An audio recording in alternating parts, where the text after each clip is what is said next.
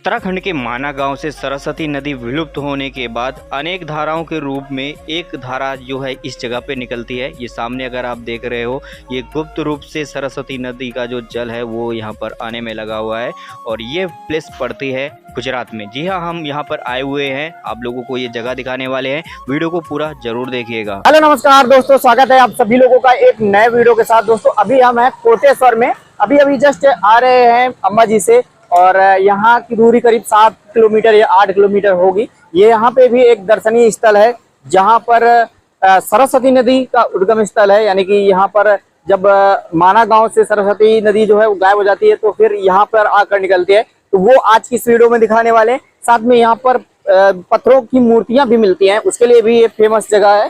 तो चलो चलते हैं और आप लोगों को चल के दिखाते हैं कि कैसी है ये जगह। वीडियो को पूरा जरूर देखिएगा और अगर आप अंबाजी घूमने आते हो तो यहाँ पर घूमने के लिए जरूर आए, आपको काफी अच्छा लगेगा। फिलहाल मैं भी पहली बार आ रहा हूँ, तो चलते हैं और आप लोगों को चल के दिखाते हैं कि कैसी है ये जगह पूरी। सबसे पहले यहाँ पे अगर आप देखो तो ये भाई इधर से हमको टैक्सी लेकर आई है और इस जगह पे छोड़ दिया है। यहाँ पे बहुत सारी मूर्तियों की दुकानें हैं, जहाँ पर मूर्तियां जो है तराशी जाती हैं पत्थरों में से। और इधर पे भी अंदर जाओगे तो काफी सारी दुकानें हैं। यहाँ पे कुछ खाने पीने की दुकानें हैं और इधर पे ये सामने रास्ता दिया हुआ है मंदिर की तरफ जाने के लिए।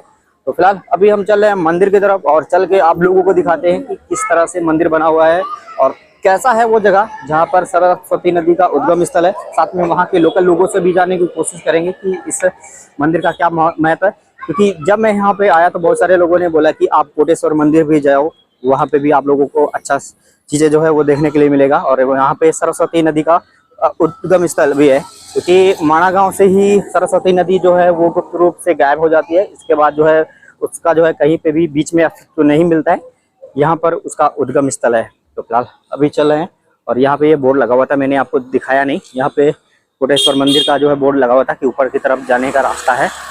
तो चल रहे हैं ऊपर और ऊपर चल के आप लोगों को दिखाते हैं। ये जो है आप एरिया देख रहे हो ना, ये वाला, यहाँ पर जो है वो मंदिर बना हुआ है। तो भाई यहाँ पे एक चीज और है कि भाई मूर्तियां वगैरह काफी सारी मिलती है, तो जो लोग मूर्ति उर्ति ले जाना चाहते हैं तो वो ले सकते हैं। यहाँ पे देख लो सारी पत्थरों की मूर्तियां हैं। उधर पे भी जाओगे सारी जो है मूर्तियों का काम होता है। आर्ट्स और रश्मि जो है यहाँ पे है। और अभी ऊपर चल रहे हैं, ऊपर चल के आप लोगों को दिखाएंगे कि किस तरह से मंदिर है और वो उद्गम स्थल भी दिखाएंगे जहाँ पर सरस्वती नदी का जो है उद्गम स्थल है। और ये दुकानें अगर आप देखो तो यहाँ पर सारी पत्थरों की ही मूर्तियाँ मिलती हैं। पत्थरों को तराश की मूर्तियाँ जो है वो बनाई जाती हैं और यहाँ के लोकल लोगों का यही व्यवसाय है, क्योंकि यह एरिया जो है वो राजस्थान और गुजरात के बॉर्डर पे आता है, जिसके लिए यहाँ पर पत्थर वगैरह काफ़ी भारी मात्रा में होता है। तो ये देख रहे हो सफ़ेद संगमरमर की मूर्तियाँ जो है आप लोग देख सकते हो। और अभी जस्ट हम आ चुके हैं ऊपर। ऊपर पहाड़ियाँ आप लोगों को बहुत सारी देखने के लिए मिल सकती है, क्योंकि यहाँ पर अरावली पर्वत है चारों तरफ और अरावली पर्वत के चारों तरफ ही बसे हैं ये सारे जितने भी धार्मिक स्थल हैं। उन्हीं में से एक अभी हम आए हुए हैं कोटेश्वर मंदिर, जो कि गुजरात का एक पवित्र यात्रा धाम है। और ये अगर आप देखो ये लिखा हुआ है कुछ इस तरह से यहाँ पर गुजरात पवित्र यात्रा धाम विकास बोर्ड। और यहाँ पर बहुत सारे जगह हैं, हनुमान मंदिर है और बहुत सारे देख सकते हो नाम वगैरह लिखा हुआ है। कामाक्षी देवी अभी पीछे है, वहाँ पे भी मैं चलूँगा। और अभी हम चल रहे हैं आगे। और ये अगर आप देखो ये कुछ इस तरह से एंट्री गेट है और यहाँ पर सामने वो बोर्ड लगा, छोटा सा नोटिस बोर्ड लगा हुआ है, श्री कोटेश्वर महादेव मंदिर। ऊपर ही उतरना है। चलो भाई अभी मंदिर के ऊपर हम चल रहे हैं और ये कुछ इस तरह से अगर आप देखो तो भाई ये सफ़ेद संगमरमर का मंदिर जो है यहाँ पर देखने के लिए मिल रहा है। और भी बहुत सारी चीज़ें हैं, वो मैं आप लोगों को चल के दिखाऊंगा। और यहाँ पर वो जो सरस्वती नदी का शायद उद्गम स्थल से निकलने वाला पानी आप लोग देख सकते हो, ये जा रहा है यहाँ पे।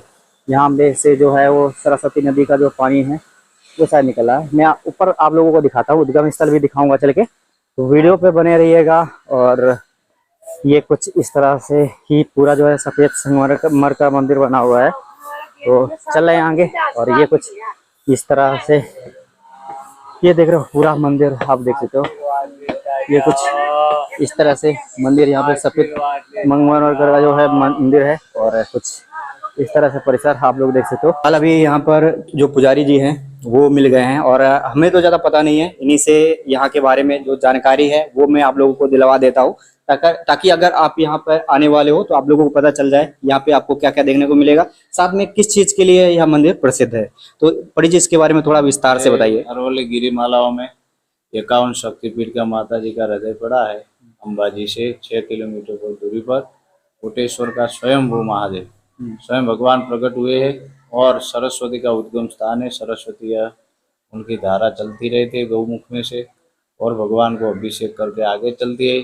और अति पौराणिक अपने पुराणों में स्कंद पुराण में इनका उल्लेख है कोटेश्वर महादेव का। अति पौराणिक गिरिमालाओं में अति प्राकृतिक रम्य सौंदर्य के बीच में भगवान का मंदिर आया हुआ है। सरस्वती नदी जो माना गांव में जो विलुप्त हो गई है, फिर यहाँ पे आई है। वो विलुप्त तो हो गई और अनेक मुख उनके बताए, उनमें से एक मुख यह है। अच्छा, वहां से विलुप्त होने के बाद अनेक मुख हैं, एक मुख जो है यहाँ पे आके निकला हुआ है। सरस्वती फिर मातृ गया जो सिद्धपुर वाली सरस्वती है उसमें मिलती है जाके, वह प्रकट हो जाती। और इसके बारे में और कुछ अगर विस्तार से यहाँ पर वाल्मीकि का आश्रम भी है, जो वाल्मीकि मुनि आश्रम जो रामायण रची है उनका अमुक समय तक यहाँ पर भी रहे ऐसी मान्यता है। हर हर महादेव। और यहाँ पे कुछ मेला वगैरह भी लगता है, ऐसा कुछ? हाँ, मेला लगता है।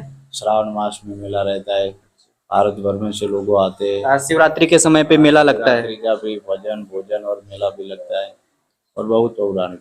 हर हर महादेव। हर हर महादेव।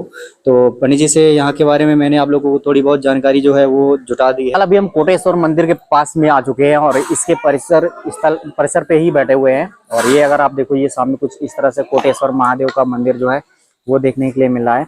अभी जस्ट हम इस रास्ते से आए हुए हैं और इधर आके बस यहाँ पे बैठे हुए हैं। देख रहे हो, कुछ इस तरह से पूरा परिसर है यहाँ पे। इधर पे यज्ञ स्थल वगैरह है और अभी हम ऊपर चलेंगे, ऊपर कुंड वगैरह भी बने हुए हैं, वहाँ पे भी चलते हैं। इसके पहले यहाँ पे चल के देख लेते हैं कि क्या क्या हमको देखने के लिए मिलता है, क्योंकि मैं भी पहली बार आया हूँ तो आप लोगों को भी चल के पूरा जो है अच्छे से दिखाऊंगा। यहाँ पर वो कुंड वगैरह शायद है, जो कि जिसे बोलते हैं कि वो जगह जहाँ पर से सरस्वती नदी जो है वो गुप्त रूप से निकलती है, तो वो है, वो स्थल है शायद। तो वहाँ पे भी मैं चल रहा हूँ और वो भी आपको चल के दिखाता हूँ। वीडियो पे बने रहिएगा। और ये कुछ इस तरह से पूरी जगह दिखती है और यहाँ पर ये कुंड बने हुए हैं, देख रहे हो, ये जो है कुंड बने हुए हैं कुछ इस तरह से। और आगे अगर आप देखोगे तो वो देखो गौमुख बना हुआ है, तो उस गौमुख से ही वो देख रहे हो गुप्त रूप से वहाँ से आते हुए पहाड़ों से, और ये कुछ इस तरह से ये नदी जो है निकल रही है। और यहाँ पर माता सरस्वती की वो प्रतिमा भी स्थापित है। और ये देख रहे हो, ये है वो जगह जिसके बारे में बोलते हैं कि यहाँ पर गुप्त रूप से सरस्वती निकलती है। और ये पानी ऊपर से फिलहाल आ रहा है और ये अगर आप देखो, ये कुछ इस तरह से पूरा माहौल यहाँ पे आप लोगों को देखने को मिला है। सामने मंदिर है श्री कोटेश्वर महादेव का, और यहाँ पर ये कुछ इस तरह से जल निकल रहा है, ये ऊपर से आ रहा है। अब कहाँ से आ रहा है वो तो मुझे नहीं पता है, हालांकि मैं आप लोगों को चारों तरफ से दिखाने की कोशिश करूंगा। थोड़ा स्टेबलाइजेशन का नहीं है सिस्टम, क्योंकि मैं अभी 60 FPS पे रिकॉर्ड कर रहा हूँ। और ये अगर आप देखो, ये पूरा जो है इस तरह से माहौल देखने के लिए मिला है। पानी जो है आ रहा है गुप्त रूप से यहाँ पे, और ये कहाँ से आता है पता नहीं भाई, मेरे को भी नहीं पता है। ऊपर कहीं पहाड़ी से आता होगा। और ये जो यहाँ के लोग हैं वो बोलते हैं कि सरस्वती नदी का जो गुप्त रूप से जल है वो यहाँ पे आके निकलता है। और ये कोटेश्वर गांव है, कोटेश्वर नाम की जगह है जहाँ पर ये जो है कुंड वगैरह आप लोग देख सकते हो बने हुए हैं यहाँ पर। और ये गुप्त रूप से पानी इधर उधर से आ रहा है, वहाँ से होते हुए ये कुछ इस तरह से आ रहा है। तो इधर पे अगर मैं आप लोगों को दिखाऊं तो वो अगर आप देखें तो वो कुछ इस तरह से पूरी जगह दिख रही है जहाँ से वो पानी आ रहा है। मैं ऊपर से चल के आप लोगों को दिखाता हूँ ताकि आप लोगों को थोड़ा अच्छे से दिख जाए। तो ये अगर आप, मैं ऊपर आ गया हूँ और यहाँ पे अगर आप देखोगे तो ये जो है पुरानी शैली में बने हुए कुछ मंदिर आप लोग देख सकते हो, काफी पुरानी शैली पे है। और जो महाराणा प्रताप थे उनके वंशजों ने इस मंदिर का निर्माण करवाया था। तो कुंभाजी महाराज, आपने शायद सुना होगा, कुंभाजी महाराज ने इस इनका जो है निर्माण करवाया था। और वो अगर आप देखो तो वो वहाँ से जो है जल निकल रहा है गुप्त रूप से वहाँ पे से। तो अगर आप अंबाजी घूमने के लिए आते हो तो यहाँ पर जरूर घूमने के लिए आएँ। और ये कुछ इस तरह देख रहे हो, वहाँ से वो जल निकल रहा है और जल का स्रोत उधर से ही हमको दिख रहा है। और ये कुछ इस तरह से यहाँ पे आर्स और रश्मि है। और ये जो है इधर से कुंड से इधर कुंड पे जाता है, उधर से उधर जाता है और उधर से होते हुए वहाँ पे निकलता है जहाँ पे मैंने आप लोगों को शुरुआत के दौरान दिखाया था, सामने श्री महादेव का मंदिर। और ये देख रहे हो कुछ पुराने मंदिर जो है वो आप लोगों को देखने के लिए मिल रहे हैं यहाँ पर, जो कि बहुत ही पुराने लग रहे हैं। और ये कुछ नया यहाँ पर अभी स्ट्रक्चर जो है तैयार किया गया है, बाकी पहले ऐसा कुछ नहीं था यहाँ पर। ये सिर्फ पुराने मंदिर ही थे, ये वाले हो गए मंदिर और वो वाला हो गया श्री कोटेश्वर महादेव वाला। तो ये कुछ इस तरह से है पूरी जगह। तो दोस्तों अभी हम कोटेश्वर मंदिर पे हैं और आप देख सकते हो कुछ इस तरह से यहाँ पर चारों तरफ जो है अरावली पहाड़ियाँ जो है वो आप लोग देख सकते हो। और जस्ट मेरे पीछे ही ये मंदिर है कोटेश्वर महादेव का, जो मैंने आप लोगों को इस वीडियो पे दिखा दिया है।